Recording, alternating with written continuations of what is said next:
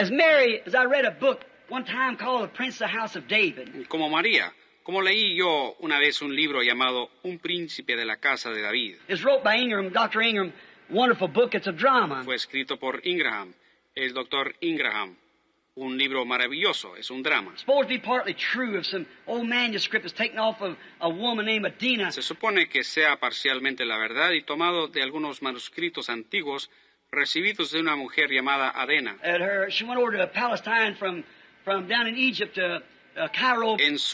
Ella fue a la Palestina desde Cairo, Egipto. I believe it was to finish her education. Creo que así fue, para terminar su educación. And she was there during the time of Christ. Y ella estaba ahí durante el tiempo de Cristo. And she was supposed to write back to her father. Y le escribía a su padre. It'd be good if you picked it up and read it. It's really good. Sería bueno si ustedes lo consiguieran y lo leyeran. Es algo muy bueno. Prince of the House of David, the same man that wrote Pillar of Fire. Un príncipe de la casa de David, el mismo hombre quien escribió La columna de fuego. And out of that, Cecil DeMille took the Ten Commandments. Y de ahí fue que Cecil DeMille tomó los 10 mandamientos. Now, we find it in this book, Adina wrote back, and she said, on the day of the crucifixion, that Mary Magdalene... Ahora encontramos que en este libro, esta Adena escribió, y dice que en el día de la crucifixión, que María Magdalena, on who he cast out 7 devils, run out before the crowd and said, what has he done? What has he done? De quien él había echado 7 demonios, ella corrió al frente de la multitud y clamó, ¿qué ha hecho él? ¿Qué ha hecho? Only heal the sick and tried to deliver those that were in prisons. Únicamente ha sanado a los enfermos y ha tratado de liberar a los presos. What has he done but good? Somebody said. ¿Qué ha hecho sino bien? Alguien, dígalo. And a man slapped her plumb across the yard almost and said, would you believe that silly woman before your priest? Y en eso un hombre le pegó una cachetada que casi la hizo llegar al otro extremo del patio. Y dijo él, ¿creerán ustedes a esta mujer necia antes que a sus sacerdotes? There you are. See, what had he done? He done nothing. Ahí lo tienen ustedes. ¿Ven? ¿Qué había hecho él? Él no había hecho nada. Why'd they crucify him? Why? Sin embargo, lo crucificaron. ¿Por qué? Carta 36. Jerusalén, tercera mañana después de la crucifixión. Mi querido Padre, el día en que ocurrieron los maravillosos acontecimientos que os he detallado en mi última carta, los principales sacerdotes a la cabeza de los cuales estaba Anás, se encontraron con Pilato mientras cabalgaba desde la ciudad, acompañado por una veintena de hombres armados, para examinar las profundas grietas causadas por el terremoto, y escuchar de boca de la gente todos los detalles sobre las maravillas las cuales sucedieron durante la crucifixión de Jesús. Cuando se acercaron a él, le rogaron que ordenara a sus soldados que bajaran los cuerpos, ya que el día siguiente era un día de gran solemnidad, y que era contrario a sus costumbres que los delincuentes fueran ejecutados o dejados colgados ese día. ¿Qué os parece?, preguntó Pilato, frenando y calmando su caballo de guerra sirio, el cual se asustaba al ver los cadáveres que yacían cerca, pues estaban cruzando el lugar de las tumbas abiertas, y por algún rato estuvo muy inquieto. ¿Qué pensáis, oh sacerdotes? ¿Habéis crucificado a un hombre o a un Dios? Creemos que estas poderosas maravillas nos dicen que era más que un hombre. Los sacerdotes se veían preocupados y parecían incapaces de responder, pero Taré, sumo sacerdote de la casa de María, respondió y dijo, Mi señor, estos fueron fenómenos maravillosos, pero hubiesen ocurrido aún si este nazareno no hubiera muerto. Aquí está un famoso astrólogo de Arabia que estudia los cielos y dice que esta oscuridad fue causada por un eclipse de sol. La nube oscura no era más que el humo de los sacrificios, y el terremoto no fue más que un acontecimiento natural y común. Espere, señor sacerdote, respondió Pilato. Nosotros en Roma, aunque somos llamados bárbaros por vosotros judíos pulidos, tenemos cierto conocimiento en astrología. Sabemos bien que un eclipse de sol solo puede ocurrir cuando hay luna nueva. El día de hoy es la víspera del día de gran solemnidad. Está en su mayor esplendor, y la noche de hoy saldrá casi opuesta al sol. No fue un eclipse, señor sacerdote, y vuestro árabe es un falso astrólogo. Estos eventos ocurrieron porque ese hombre divino, vuestro rey, ha sido ejecutado. Hablando así, el procurador romano se dirigió hacia el lugar, seguido por sus guardias, evadiendo una tumba descubierta, luego saltando una de las grietas recién abiertas y alejándose de un cadáver que fue arrojado por el terremoto. Cuando se acercó a las cruces, Vio que Jesús colgaba como si estuviese muerto, mientras que los ladrones todavía respiraban y de vez en cuando gemían de angustia, aunque en parte insensibles por los efectos del opio que se les había administrado. «Rómulo, ¿pensáis que aún tiene vida?», preguntó Pilato en tono de voz débil, contemplando con tristeza y con gestos de reproche a sí mismo la forma decaída de su víctima. «Está muerto desde hace 1 hora», respondió el centurión. «Murió cuando el terremoto sacudió la ciudad, y la espada ardiente fue desenvainada en el aire sobre el templo.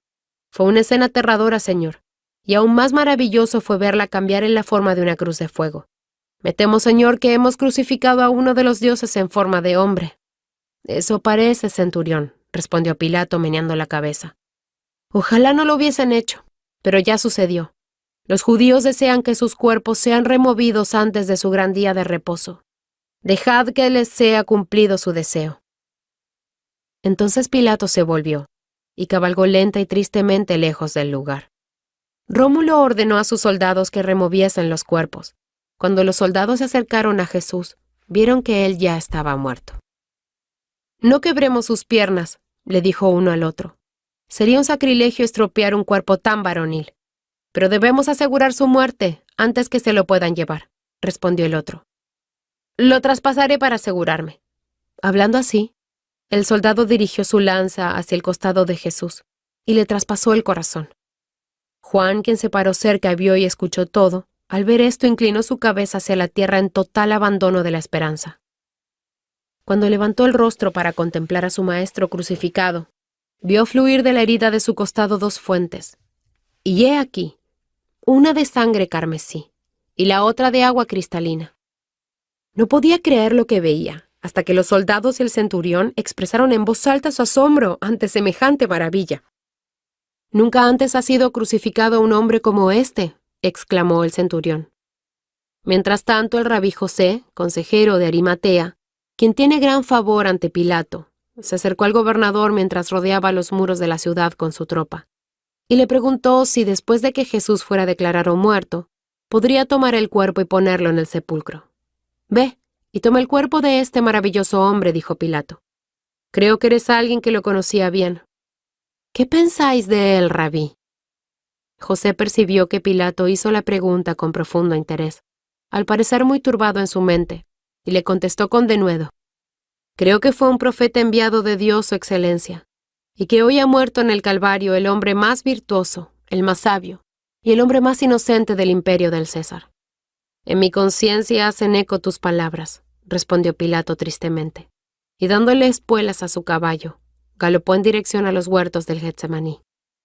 Dirigiéndose a la cruz, José, con la ayuda de Lázaro, Simón Pedro, María, Marta y el rabí Amós, la sacaron de la cuenca de la roca, con su preciosa carga, y la colocaron suavemente sobre el piso, con el cuerpo todavía extendido sobre ella.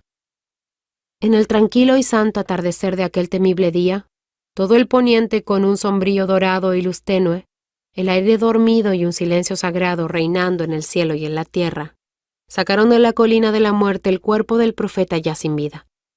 Los hombros de Nicodemo, de Pedro, de Lázaro y de Juan sostuvieron suavemente la amorosa carga de aquel, a quien alguna vez honraron por encima de todos los hombres, a quien, aunque se probó su muerte como ellos creyeron, que se había engañado fatalmente a sí mismo en cuanto a su misión divina como el Cristo, aún así lo amaban por sus dolores que pacientemente sufrió, por sus virtudes que recordaban de una manera tan vívida. Poco a poco el pequeño grupo se abrió camino a lo largo de la pedregosa superficie del Gólgota. Fue el último en dejar ese espantoso lugar en la oscuridad que se avecinaba. Su paso moderado, los susurros, el lamento atenuado de las mujeres que seguían el rústico féretro de palos, el camino solitario que recorrían. Todo ello se mezclaba para hacer de este acto una solemnidad conmovedora. Las sombras del atardecer se agolpaban a su derredor. Tomaron caminos secretos por miedo a los judíos.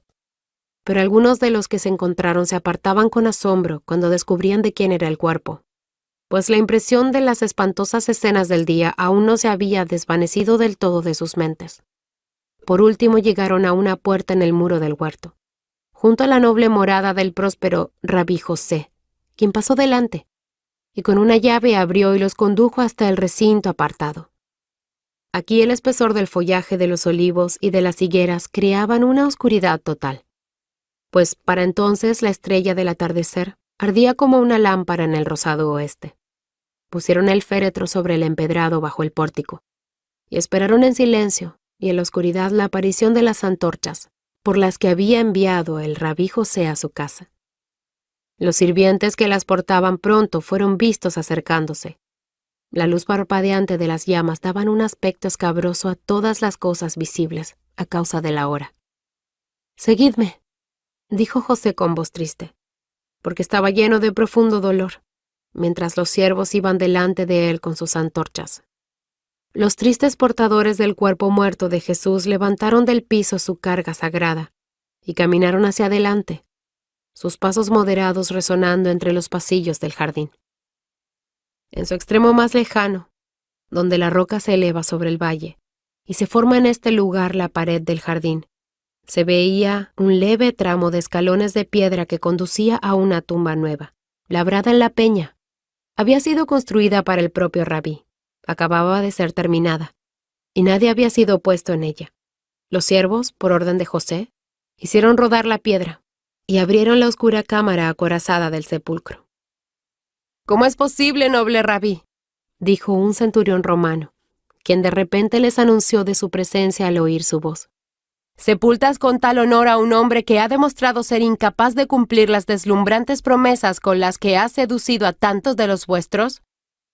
Todos los presentes se voltearon sorprendidos, al ver no solo al centurión, sino también a media veintena de hombres armados, en cuyos cascos y corazas brillaban las antorchas, marchando a través de la hierba hacia el lugar.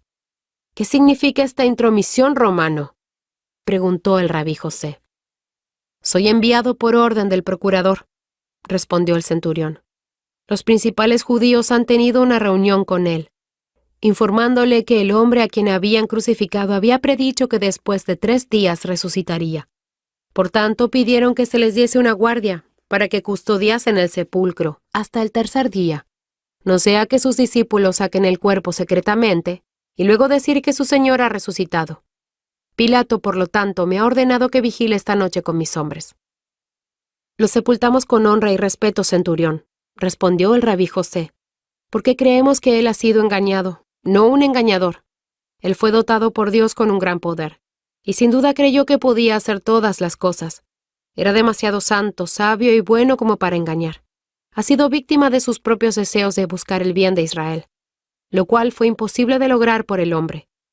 El cuerpo de Jesús, envuelto en su sudario de lino sin mancha y recubierto de especias de Arabia, fue llevado al sepulcro y puesto reverentemente sobre la mesa de piedra que José había preparado para su último lugar de descanso.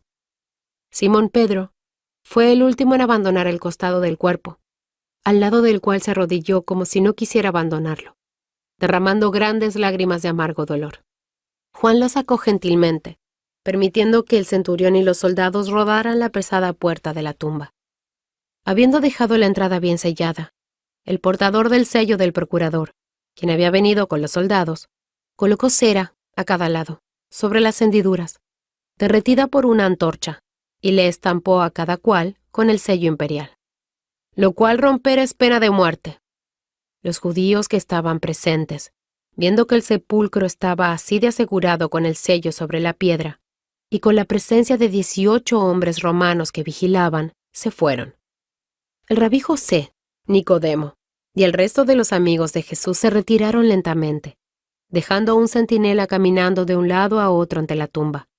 Y los demás se pusieron bajo los árboles, o en los escalones del sepulcro, jugando su juego preferido de dados, o mirando la inmensa luna, conversando o cantando sus típicos cantos italianos, pero con sus armas en mano y listos para levantarse a la señal de la más mínima alerta. Algo temible debe haber ocurrido en estos momentos, porque la casa acaba de estremecerse como si fuera un terremoto. ¿Cuál pudiese ser el significado de estas maravillas? Esta mañana, María y Marta, junto con otros, han ido a visitar la tumba de Jesús en el huerto de José, como ya os he contado, con el propósito de embalsamar el cuerpo. Y a su regreso debemos irnos a Betania por unos pocos días, hasta que se calme la hostilidad violenta de los judíos contra sus seguidores. Ahora oigo las voces de María y Marta en el patio de la calle regresando de la tumba. Son entonadas con una nota desenfrenada de alegría.